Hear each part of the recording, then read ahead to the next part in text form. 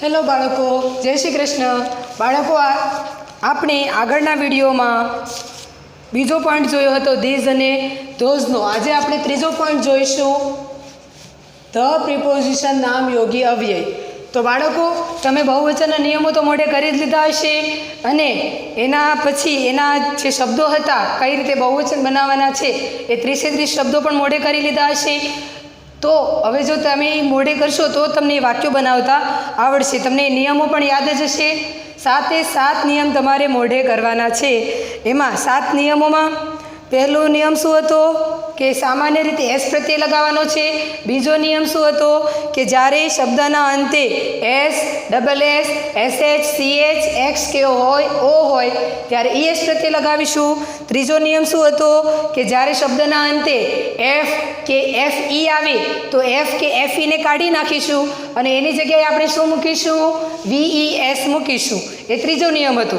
પછી ચોથો નિયમ શું હતો કે જ્યારે શબ્દોના અંતે વાય હોય, શબ્દના અંતે વાય હોય અને વાયની પહેલાં વ્યંજન હોય તો આપણે વાયને કાઢીને વાયની જગ્યાએ આપણે IES મૂકવાનો છે. હવે આગળ જોઈએ. 5મો નિયમ શું હતો કે જ્યારે શબ્દના અંતે વાય હોય અને વાયની આગળ સ્વર હોય તો આપણે વાયને કાઢીને વાયની સાથે આપણે એસ પ્રત્યય લગાવીશું. હવે અમુક શબ્દના બહુવચનના નિયમિત અનિયમિત રૂપો હોય છે. 6થો નિયમ એ હતો. એમાં મેનનું MEN મેન થાય છે, વુમનનું WOMEN થાય છે, ટૂથનું ટીથ થાય છે, ફૂટનું ફીટ થાય છે, માઉસનું માઇસ થાય છે અને અ ચાઇલ્ડનું ચિલ્ડ્રન થાય છે. આ અનિયમિત રૂપ હતા. 6થો નિયમ હતો. અને 7મો નિયમ શું હતો કે એકવચન અને બહુવચન એ બેયના રૂપ કેવા હોય? સરખા હોય. આ 7 નિયમો હતા. હવે 7 નિયમ તમે મોઢે કરી લીધા હશે તો તમને શબ્દોના બહુવચનના રૂપો પણ આવડી જાય. હવે આજે આપણે ધ પ્રિપોઝિશન શીખવાના છે. ધ પ્રિપોઝિશન એટલે નામ યોગી અવ્યય. હવે બાળકો, અમુક વ્યક્તિ, વસ્તુ કે પ્રાણી જ્યાં છે તે સ્થળ બતાવવા માટે આપણે અમુક શબ્દનો ઉપયોગ કરીએ છીએ. તમે ગ્રામરમાં જોજો. ગ્રામરમાં હું તમને આજે શીખવાડું છું, નોટમાં આજે જોવાનું નથી. ગ્રામરમાં જોતા જાઓ, હું તમને સમજાવું છું. તો અમુક વસ્તુ, વ્યક્તિ કે પ્રાણી જ્યાં છે તે સ્થળનો નિર્દેશ કરે છે. ધ પ્રિપોઝિશન એટલે શું? શેનો નિર્દેશ કરે છે? સ્થળનો નિર્દેશ કરે છે. જેમ કે કોઈ વસ્તુ ટેબલ ઉપર છે, કોઈ વસ્તુ પંખાની નીચે છે, કોઈ વસ્તુ ઝાડની નીચે છે, કોઈ વસ્તુ ટેબલ પાસે છે, એવું કોઈની વસ્તુ સ્થળનો નિર્દેશ કરે છે. તો એના માટે જે શબ્દોનો આપણે ઉપયોગ કરીએ છીએ એને ધ પ્રિપોઝિશન કહેવામાં આવે છે. એના માટે કયા કયા શબ્દોનો આપણે ઉપયોગ કરીશું? તો અંદર જુઓ. પહેલું છે ઇન. ઇનનું સ્પેલિંગ છે નંબર 1. પહેલું શું છે? ઇન. ઇન એટલે અંદર જુઓ, માં અથવા અંદર. માં અથવા અંદર. પહેલું શું છે? ઇન. તો હવે બાળકો, ઇન એટલે અંદર. અંદર અથવા માં. ધારો કે તમને એમ કહેવું છે કે પાંજરામાં પક્ષી છે. જુઓ, પહેલું ઉદાહરણ પણ છે. પાંજરામાં પક્ષી છે તો પાંજરામાં માટે શું આવશે? ઇન. પાંજરામાં પક્ષી છે. The bird is in the cage. એવું થાય છે. સમજાયું? આ એનું ઉદાહરણ છે. ઇન એટલે માં અથવા અંદર. એ પાંજરાની અંદર પક્ષી છે. The bird is in the cage. હવે બીજું છે અંડર. બીજું શું છે? નહીં, બીજું છે ઓન. બીજું છે ઓન. ઓન એટલે ઉપર. ઓન એટલે શું? ઉપર. હવે કોઈ વસ્તુ ઉપર છે, જેમ કે ટેબલ ઉપર પુસ્તક છે. ટેબલ ઉપર પુસ્તક છે તો એવું કેવું હોય તો આપણે શું બોલીશું? The book is on the table. The book is on the table. એવી જ રીતે ત્રીજું છે અંડર. ત્રીજું શું છે? અંડર. UNDER. અંડર એટલે નીચે. અંડર એટલે શું? નીચે. ધારો કે ઝાડની નીચે ગાયો છે. ઝાડની નીચે ગાયો છે તો એનું ઇંગ્લિશ કરવું હોય તો the cows are under the tree, એટલે ગાયો ઝાડની નીચે છે. નીચે, નીચે માટે શું વપરાય? અંડર. અંડર એટલે શું? નીચે. આગળ જોઈએ, ચોથું શું છે? નિયર. NEAR. નિયર એટલે પાસે. નિયર એટલે પાસે. તો ધારો કે કૂવા પાસે સ્ત્રીઓ છે. The women are near the well. The women are near the well, એટલે કૂવા પાસે સ્ત્રીઓ છે. બરાબર. આ નીચે તમને આપેલું જ છે. વેર પરથી પ્રશ્નો છે અને જે વસ્તુ જ્યાં છે એ સ્થળનો નિર્દેશ કરવા માટે આ બધા શબ્દોનો આપણે ઉપયોગ કરીએ છીએ. પહેલું હતું ઇન, પછી ઓન, અંડર, નિયર, અને હવે પાંચમું છે નંબર 5 છે બિટવીન. BETWEEN. બિટવીન. બિટવીન એટલે વચ્ચે. બિટવીન એટલે શું? વચ્ચે. હવે કોઈ વસ્તુ વચ્ચે, બે વસ્તુની વચ્ચે હોય તો એ બતાવવા માટે આપણે બિટવીનનો ઉપયોગ કરીશું. જેમ કે બે ખુરશીની વચ્ચે એક ટેબલ હોય તો the table is between the chairs. The table is between the chair, એવું થાય છે. હવે આગળ જોઈએ, છઠ્ઠું છે અક્રોસ. અક્રોસ એટલે પેલે પાર. શું થાય? અક્રોસ એટલે પેલે પાર. એટલે એના માટે કઈ રીતે થશે કે નદીની પેલે પાર બ્રિજ છે, પુલ છે, તો the bridge is across the river. The bridge is across the river, એટલે પુલની ઉપર, નદીની ઉપર પુલ છે, એવું એનું વાક્ય બને છે. તો સમજાયું બાળકો? નદીની પેલે પાર પુલ છે એટલે કઈ રીતે? એને પુલને આપણે ક્રોસ કરીએ છીએ નદી પરથી, એટલે અક્રોસનો ઉપયોગ થાય છે. પુલ માટે જ આ શબ્દનો ઉપયોગ થશે. નદીની ઉપરથી જે પુલ જતો હોય તો પુલને આપણે ક્રોસ કરીએ તો શેને ક્રોસ કરીશું? નદીને ક્રોસ કરીશું. એટલે the bridge is across the river. The bridge is across the river, એના માટે જ આ શબ્દનો ઉપયોગ થાય છે. તો ફરીથી એકવાર જોઈએ, આમાં ધ પ્રિપોઝિશન્સમાં કેટલા શબ્દો છે? 6 શબ્દો છે. એમાં પહેલું છે ઇન.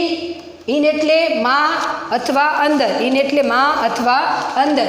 નંબર 2 છે ઓન. ઓન એટલે ઉપર. નંબર 3 છે અંડર. અંડર એટલે નીચે. અંડર એટલે નીચે, કોઈ વસ્તુ નીચે હોય તો એ દર્શાવવા માટે અંડરનો ઉપયોગ થાય છે. નિયર. નિયર એટલે પાસે, કોઈ વસ્તુ બીજી વસ્તુની પાસે છે તો એ દર્શાવવા માટે નિયરનો ઉપયોગ થાય છે. પછી બિટવીન. બિટવીન એટલે વચ્ચે, કોઈ વસ્તુ બે વસ્તુની વચ્ચે હોય તો એ બતાવવા માટે બિટવીનનો ઉપયોગ થાય છે. અને અક્રોસ એટલે જ્યારે કોઈ પુલ છે, નદીની ઉપર છે, અને નદીની ઉપર જે પુલ છે એ નદી ક્રોસ થાય છે, નદીને ક્રોસ કરે છે, એટલે એના માટે અક્રોસનો ઉપયોગ થાય છે. તો આ વસ્તુ મેં તમને સમજાવ્યું. હવે આગળ જોઈએ વેર. વેર એટલે ક્યાં. વેર એટલે ક્યાં. બીજું છે WHERE. આરી. વેર. વેર એટલે ક્યાં. વસ્તુ ક્યાં છે એમ પૂછવું છે આપણે, તો આપણે શેનો ઉપયોગ કરીએ? વેરનો. અમુક વ્યક્તિ, વસ્તુ કે પ્રાણી ક્યાં છે તે જાણવા માટે આપણે વેરનો ઉપયોગ કરીએ છીએ. વેરથી પ્રશ્ન પૂછીએ છીએ. અમુક વસ્તુ ક્યાં છે તે જાણવા આપણે શેનો ઉપયોગ કરીએ છીએ? વેરનો ઉપયોગ કરીએ છીએ. વેરનો ઉપયોગ કરીએ છીએ. તો એમાં પહેલું જુઓ, વેર ઇઝ ધ બર્ડ. પહેલું વાક્ય શું છે? જો અંદર જો ગ્રામરમાં ધ્યાન આપતા જજો. પહેલું છે where is the bird. Bird એટલે પક્ષી. વેર એટલે ક્યાં. પક્ષી ક્યાં છે? તો જો પાંજરામાં છે. તો હવે આપણે એનું ઇંગ્લિશ કરવાનું છે. The bird is in the cage. The bird is in the cage. હવે ધારો કે અહીંયા પાંજરામાં પક્ષી છે, ચિત્ર જ છે, પાંજરામાં પક્ષીનું ચિત્ર છે. તો આપણને પ્રશ્ન પૂછવામાં આવે છે કે where is the bird, wear is the bird. તો હવે આપણને અહીંયા પ્રશ્ન પૂછેલું છે. પહેલું છે પાંજરામાં પક્ષી અને પ્રશ્ન શું છે? વેર એટલે ક્યાં? વેર ઇઝ ધ બર્ડ એટલે પક્ષી ક્યાં છે? શું થાય એનું ગુજરાતી? પક્ષી ક્યાં છે? તો હવે આપણે એનો જવાબ આપવાનો છે કે પક્ષી ક્યાં છે? તો ધ બર્ડ એને આપણે આગળ લઈ લેવાનું. ધ બર્ડ, ધ થી શરૂઆત કરીશું તો આન્સર લખીએ ધ બર્ડ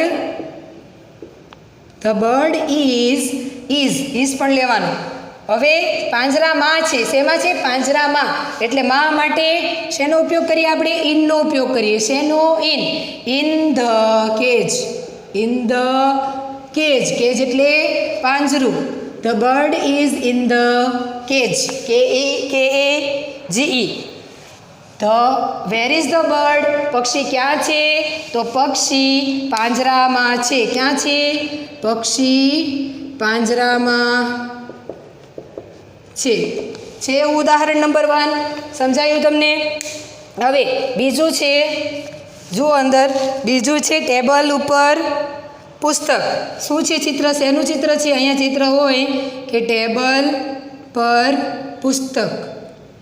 ટેબલ પર પુસ્તક છે. હવે તમને પ્રશ્ન પૂછવામાં આવે કે વેર ઇઝ ધ પુસ્તક એટલે book. Wear is the book એવો પ્રશ્ન પૂછવામાં આવે. બુક ક્યાં છે?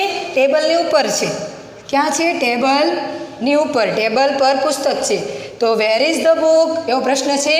પુસ્તક ક્યાં છે? એનું ગુજરાતી શું થાય? પુસ્તક ક્યાં છે? તો હવે તમને જવાબ આપતા આવડશે. પહેલા ઉદાહરણના આધારે પુસ્તક ક્યાં છે? અહીંયા હતું પક્ષી ક્યાં છે? તો પક્ષી પાંજરામાં છે. The bird is in the cage. એવી જ રીતે વેર ઇઝ ધ બુક? પુસ્તક ક્યાં છે? તો એનું આપણે ઇંગ્લિશ કરીશું કે જો ધ બુકને આપણે આગળ લઈ લેવાનું. ધ બુક ઇઝ, હવે ઇન નહીં લેવાનું. પુસ્તક ટેબલની ઉપર છે. પર અથવા ઉપર. ટેબલ ઉપર એટલે ઉપર માટે શું છે? ઓન છે. તો આપણે શું લેશું અહીંયા? On. The book is on the table. શેની ઉપર છે? ટેબલની ઉપર છે. એટલે the book is on the table. The book is on the table એટલે પુસ્તક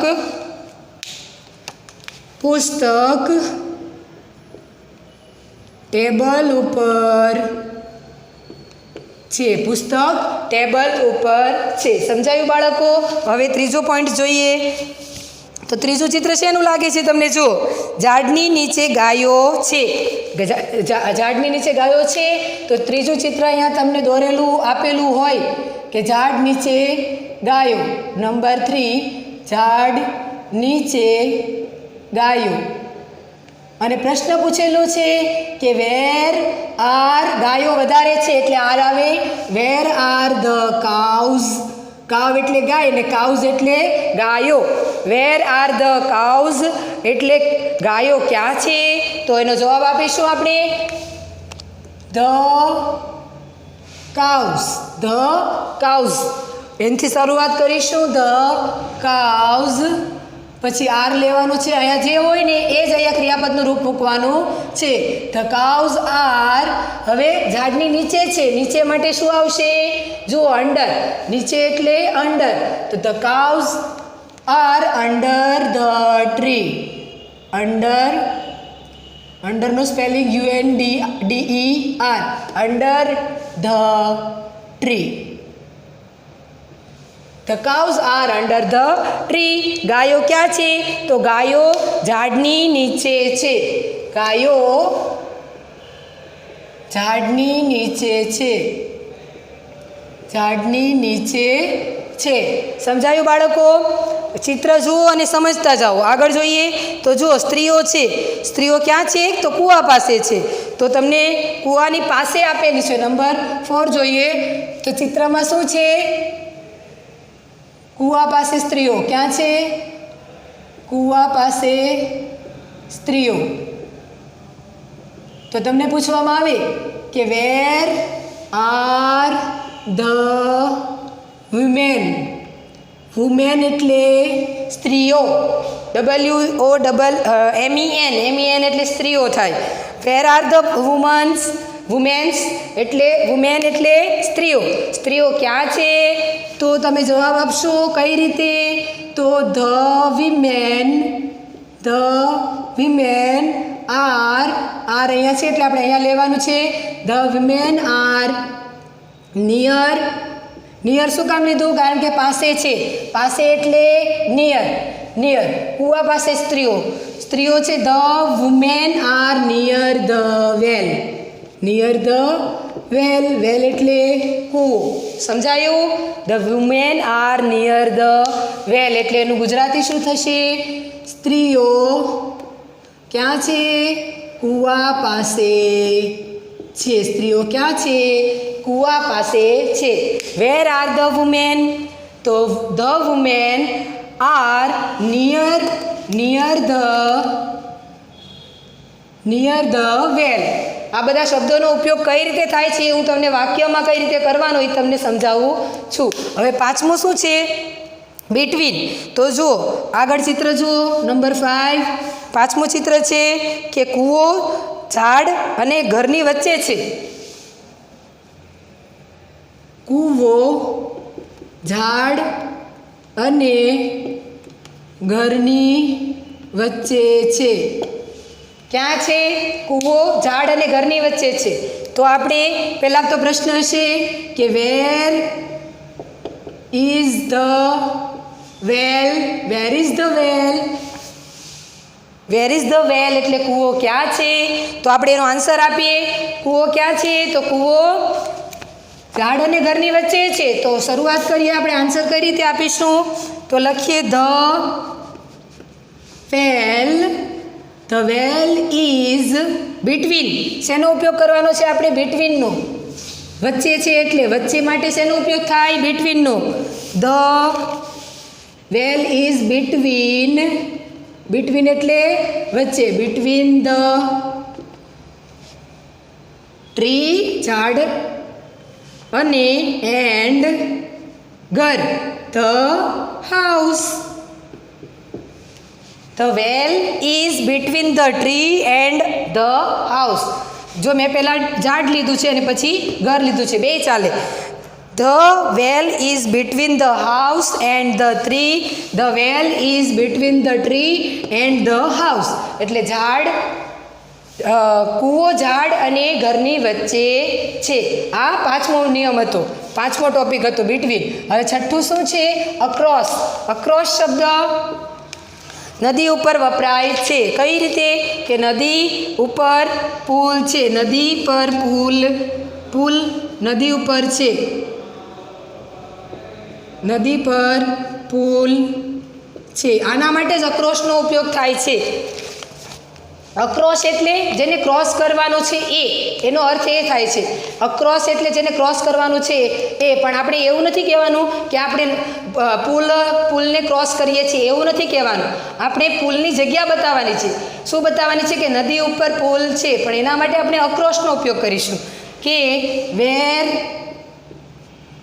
is the bridge. Where is the bridge એટલે પુલ ક્યાં છે? Where is the bridge? પુલ ક્યાં છે?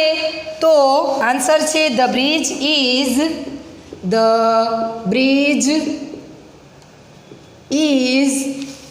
Across the river. Across the river એટલે રિવર ની ઉપર છે, પણ આપણે પુલને ક્રોસ કરીએ ને શેની ઉપરથી ક્રોસ કરીએ? નદી ઉપરથી, એટલે અક્રોસનો ઉપયોગ કરીએ છીએ. તમને એમ થાય છે કે અહીંયા ઓનનો ઉપયોગ કેમ નથી કરતા?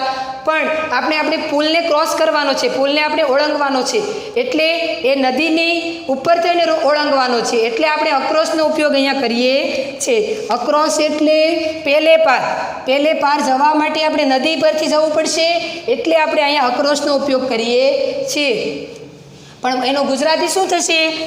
એનું ગુજરાતી થશે પુલ નદી પર છે. જો અંદર ગ્રામરમાં આપેલું જ છે, પુલ નદી પર છે. આપણે એવું નથી બોલવાનું કે પુલને આપણે ઓળંગવાનો છે, એવું બોલવાનું નથી. પુલ નદી પર છે, પુલ આપણે ઓળંગીએ છીએ નદી પરથી, એટલે આપણે the bridge is across the river એવો જવાબ આપવાનો છે. Where is the bridge? પુલ ક્યાં છે? The bridge is across the river, તે પુલ નદી પર છે.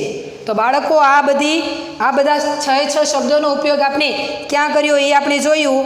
હવે ધેર ઇઝ કે ધેર વોઝ, ધેર આર કે ધેર વરનો આપણે ઉપયોગ આગળ જોવાનો છે.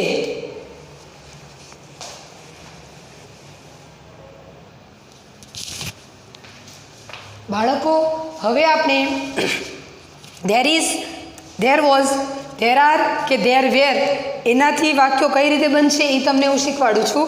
તો ગ્રામરમાં આપણે વેર ઇઝવાળા અને વેર ઇઝવાળા શબ્દો વાક્યો સવાલો હતા, એના જવાબ કઈ રીતે આપવાના મેં તમને બતાવ્યા આમાં. હવે પાછળનું પેજ જુઓ, એમાં જુઓ ધેર ઇઝ કે ધેર વોઝ, ધેર આર કે ધેર વેર વાળા વાક્યો કઈ રીતે આપણે બનાવી શકીએ એ તમને હું શીખવાડું છું. તો આપણે પહેલાં તો જોઈએ શેનાથી વાક્ય બનવાનું છે? ધેર ઇઝ એ વર્તમાન કાળ છે, અને ધેર વોઝ એટલે ભૂતકાળ, અને બીજું શું છે? There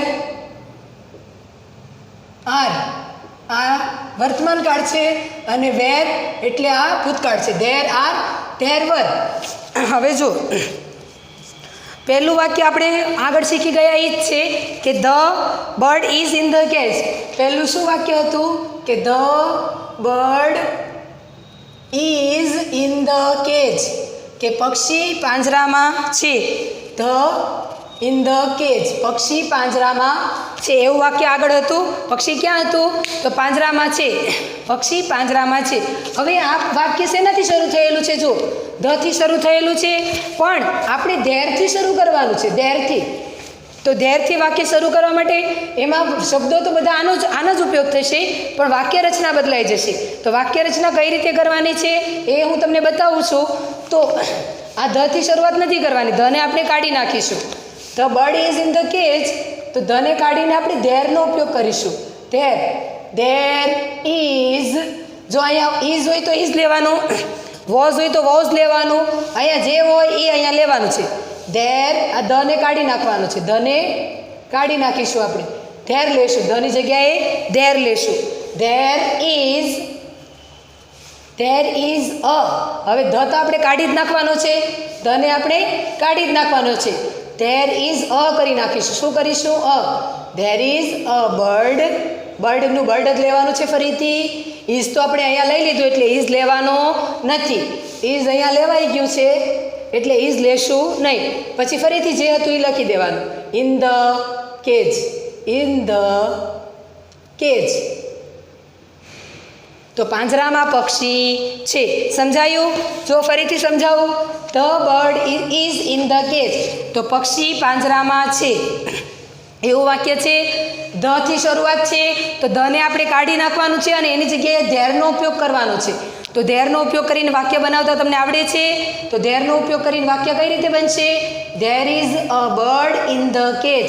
there is a bird, ધને કાઢી નાખવાની એની જગ્યાએ ધેર લેવાનો છે. પછી ઇઝ હોય તો ઇઝ, અહીંયા વોઝ હોય તો વોઝ, આર હોય તો આર, વેર હોય તો વેર. પણ અહીંયા જે છે અહીંયા મેં લઈ લીધું ધેર ઇઝ, પછી આ ધ તો નીકળી જ ગયો છે, એની જગ્યાએ અ લેવાનો છે. ધેર ઇઝ અ બર્ડ, પછી ઇઝ અહીંયા આવી જાય એટલે ફરીથી લેવાનો નહીં. There is a bird in the cage. સમજાઈ ગયું આ વાક્ય રચના? આ જ રીતે બીજું વાક્ય જોઈએ. The book was on the table. બીજું વાક્ય શું છે? ધ બુક, અહીંયા જો વોઝ છે એટલે આપણે અહીંયા વોઝનો ઉપયોગ કરવાનો.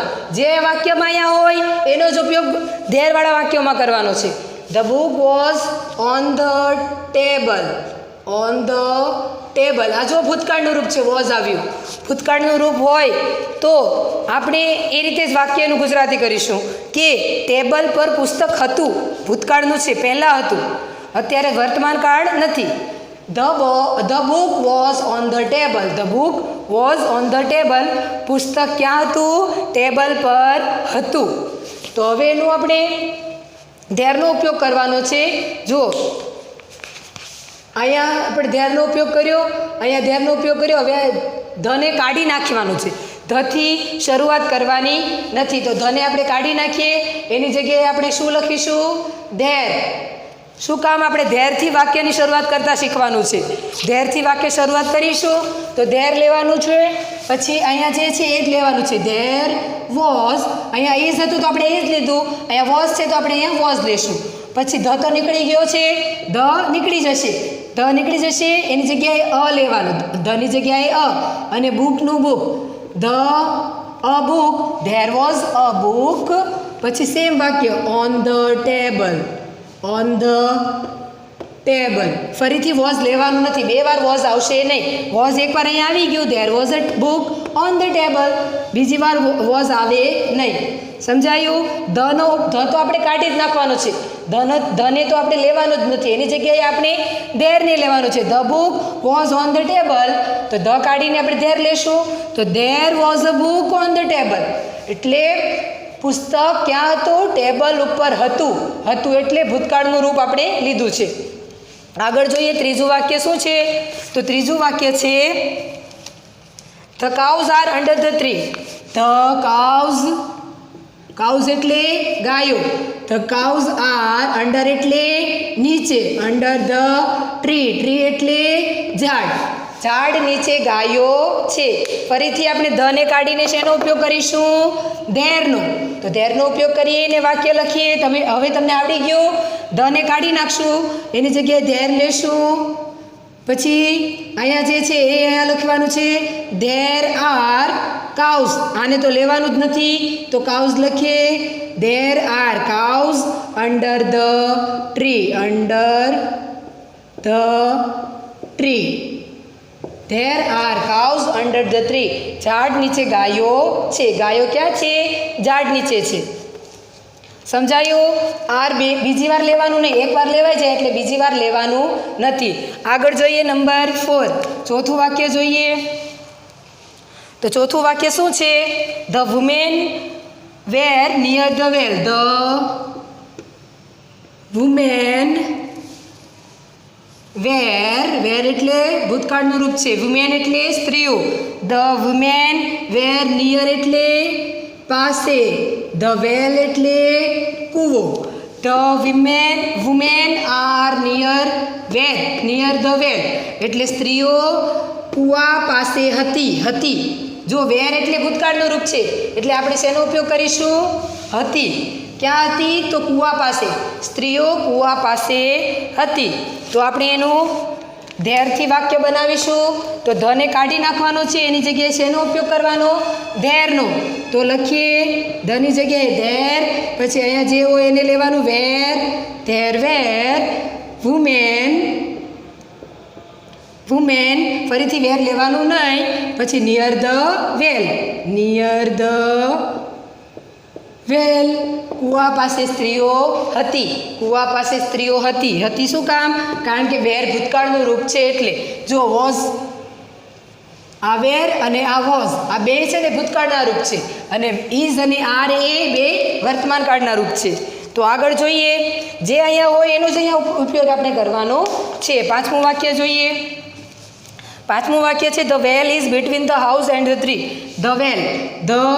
વેલ એટલે કૂવો. કૂવો ક્યાં છે? ઇઝ બિટવીન એટલે વચ્ચે. કોની વચ્ચે? Between the house. હાઉસ એટલે ઘર. And the tree. ટ્રી એટલે ઝાડ. તો કૂવો ક્યાં છે? કૂવો ઘર અને ઝાડની વચ્ચે છે. કૂવો ઘર અને ઝાડની વચ્ચે છે. તો એનું ધથી વાક્યને ધથી શરૂઆત કરવાની નથી, આપણે ધેરથી શરૂઆત કરીશું. તો ધેર. પછી અહીંયા શું છે? ઇઝ છે. Is. There is a there is અ. તમને એમ થયું અહીંયા અ કેમ નથી લીધું? તો અ ન લેવાય, કારણ કે સ્ત્રીઓ બહુવચન છે, બહુવચનમાં અ આવે નહીં. અહીંયા પણ જુઓ કાઉસ છે, કાઉસ બહુવચન છે એટલે અહીંયા પણ અ આવશે નહીં. અહીંયા એક વચન હતું એટલે આપણે અ લીધું, અહીંયા પણ એક વચન હતું એટલે અ લીધું. અહીંયા બહુવચન છે બેમાં એટલે આપણે અ લીધું નથી. અહીંયા જુઓ પાછું ફરીથી વેલ એટલે કૂવો, એક જ વચન છે એટલે ફરીથી આપણે અ લઈશું. There is a well, there is a well between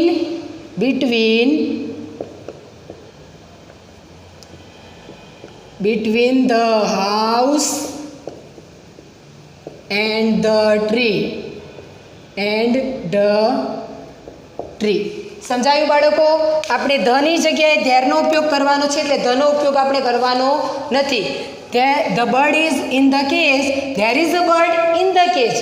તો બીજું વાક્ય શું છે? The book was on the table, એટલે પુસ્તક ટેબલ ઉપર હતું. There was a book on the table. સમજાયું? There was a book on the table. The cows are under the tree. ઝાડ નીચે ગાયો હતી, તો ગાયો છે, તો there are cows under the tree. ધેરથી શરૂ કરવાનું છે, ધને કાઢી નાખવાનો છે. The women were near the well. તો there were women near the well. The well is between the house and the tree. એટલે the well is between the house and the tree. તો ધને કાઢીને વાક્ય કઈ રીતે બનશે? There is a well between the house and the tree. તો બાળકો અહીંયા ધનો ઉપયોગ કરવાનો નથી, એને બદલે thereનો ઉપયોગ કરીને વાક્યો કઈ રીતે બને, વાક્ય રચના કઈ રીતે બનશે એ તમને મેં શીખવ્યું. હવે આની પછીનું એક્સરસાઇઝ અથવા પ્રશ્ન વાક્યો કઈ રીતે બનશે એ હું તમને બીજા વિડીયોમાં શીખવીશ.